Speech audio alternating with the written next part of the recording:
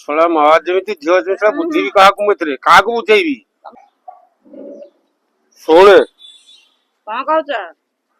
ରାକ୍ଷୀ ପୂର୍ଣ୍ଣମୀ ପାଇଲାଣି। ହଁ ଆଉ ଝିଅକୁ ଟିକେ ଫୋନ କରିକି କହିବୁ ତା ଦି ଭାଇଙ୍କ ପାଇଁ ଆସିକି ରାକ୍ଷୀଟା ବାନ୍ଧି ଦେଇକି ପଳେଇବ, ନହେଲେ ରାକ୍ଷୀ ଦିଟା କାହା ହାତରେ ପଠେଇଦବ। ସେ ରାକ୍ଷୀ ପଠେଇବନି କି ରାକ୍ଷୀ ବାନ୍ଧିବନି, 5 ବର୍ଷ ହେଲା ଦଉନି ତ ଆଉ ଏଇ ବର୍ଷ କଣ ଦବା? ସେ 5 ବର୍ଷ କଣ ପାଇଁ ରାକ୍ଷୀ ଦଉନି ମତେ ତୁ କହିଲ, କଣ ପାଇଁ ଦଉନି ସେ? ମୁଁ ଥରେ ତ କହିଲି ସେ ରାକ୍ଷୀ ଦବନି କି ବାନ୍ଧିବନି, ଆଉ କଣ ପାଇଁ ଦଉନି ବୋଲି ମୁଁ ଜାଣିନି। କହୁନୁ ସେ କଣ ପାଇଁ ଭାଇ ଭଉଣୀ ଭିତରେ ରାକ୍ଷୀ ଦିଆଦି ହଉନାହାନ୍ତି, କଣ ପାଇଁ ମତେ କହୁନୁ ଟିକେ। କହିଲି ତ ସେ ଦବନି, କେତେ କହୁନୁ ହଜ ସେ ଯା ଉଠିକି ଯା। କହୁନୁ ସତ କଥାଟା କଣ ହେଇଛି, ମୁଁ ପାଇକି ମୁଁ କିଛି ଜାଣିପାରିବିନି। ଘଟଣା କଣ ହେଇଛି ମତେ କହିବାର ନାହିଁ। କଣ ହେଇଛି ଜାଣିନ ତମେ କିଛି? କଣ ମୁଁ ଜାଣିଛି, ମୁଁ କଣ ଜାଣିଛି?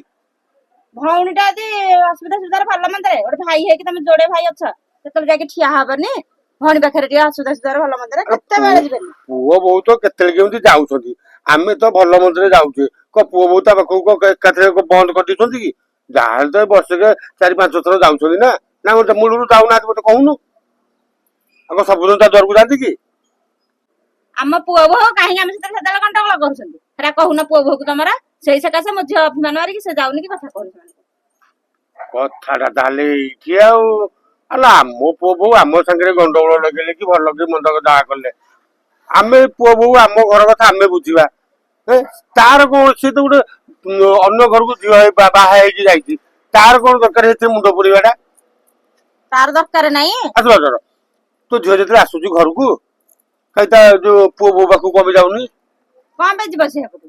କଣ ପାଇଁ ସେ ଯିବ ପୁଅ ବୋହୁ ପାଖକୁ ଯେ? ଆଚ୍ଛା ଆମେ ଆଜି ଅଛେ, କାଲି ଯେତେବେଳେ ଆମେ ମରିଯିବା, ସେ ଭାଇ ଭଉଣୀ ଏକାଠି ହେବେ ନା ହେବେନି? ନା ଆମେ ସବୁଦିନ ବଞ୍ଚିଥିବା? ଆଲୋ ଭାଇ ଭାଉଜ ସବୁଦିନ, ବୋପା ମା ଅଳ୍ପ ଦିନ ହେଲା। ବୋପା ମା ଅଳ୍ପ ଦିନ ହେଲେ ସୁଧା ବି ମୋ ଝିଅ କେତେବେଳେ ଆସୁଛି, କେତେବେଳେ ଭାଇ ଭାଉଜ ହେଇକି ଆଗ୍ରହ ହେଇକି ଭାତ ମୁଠାଟେ ଡାକୁଛନ୍ତି, ଖାଇବାକୁ ଦଉଛନ୍ତି, କାହିଁକି ଦଉନାହାନ୍ତି?